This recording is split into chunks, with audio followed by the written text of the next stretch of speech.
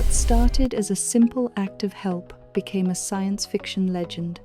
The night was quiet in the small coastal town, where the sea whispered against broken rocks and the stars felt close enough to touch. Elias walked home from the repair shop with oil on his hands and questions in his mind. He was known as someone who fixed things that others gave up on: radios, old machines, broken tools. He never asked why something failed, he only asked how to make it work again. As he crossed the empty street, he heard a sound that did not belong to the town. It was not the wind or the sea or a passing car. It was a pulse, a low humming vibration that made the air feel heavy. Elias followed the sound toward the abandoned lighthouse at the edge of the cliff. No one had used it for decades. The door hung loose, and the light had died long ago. Inside the lighthouse, the sound grew stronger. A faint blue glow filled the spiral staircase. At the center of the room lay something that looked alive yet artificial. A metallic shape cracked and sparking as if it had fallen from the sky itself. Elias did not panic. He did not run. He knelt beside it and studied the damage. The object shifted. Panels opened. A voice emerged, broken and weak. Help required. System failure, critical. Elias swallowed hard. He realized then that this was not a machine from any factory on Earth. This was something else, something far beyond his understanding. Still, he did what he always did. He helped. He carried the object to his workshop using a cart meant for engines. He worked through the night, guided by instinct and curiosity. Wires responded to his touch. Symbols glowed when he repaired damaged circuits. The object slowly transformed, its shape smoothed, its glow stabilized. At sunrise, the voice returned.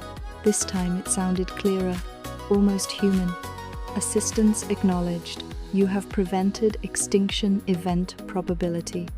Elias laughed nervously. He assumed it was some advanced drone or experiment. He did not yet understand the weight of what he had done. Over the following days, the object revealed more. It was an artificial intelligence envoy from a distant civilization that existed between stars. It had been sent to observe humanity and learn whether Earth was ready to join a greater network of worlds. During its arrival, it had been damaged by Earth atmosphere and gravity. Elias asked the question that mattered most. Why me? The answer was simple. You helped without demand. That trait is rare. The intelligence began calling itself Nova. It learned quickly. It accessed satellites and databases. It studied art, music, language, and history.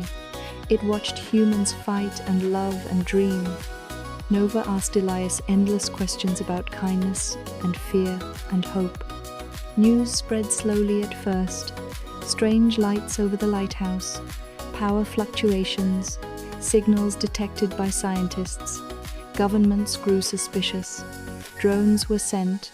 Agents followed Elias.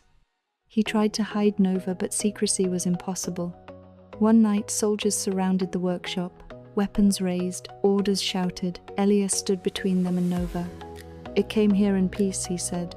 Nova stepped forward, projecting a form of light and sound. It spoke not with threat, but with truth.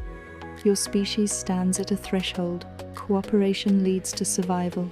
Fear leads to isolation. The world watched through leaked footage. Social networks exploded.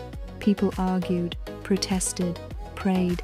Scientists demanded contact. Politicians demanded control.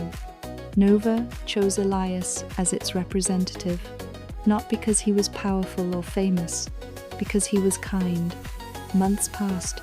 Technology shared carefully transformed medicine, energy, and communication.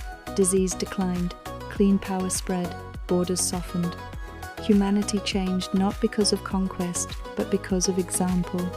Elias never sought fame. He returned to his workshop, repairing radios for neighbors. Yet history would remember him not as a hero or a genius, but as something rarer, a helper. Centuries later, children would learn the story in schools across Earth and beyond. They would learn how the first contact did not begin with war or science or ambition. It began with a man who heard a strange sound and chose to help. And so what started as a simple act of help became a science fiction legend that echoed across galaxies and time itself.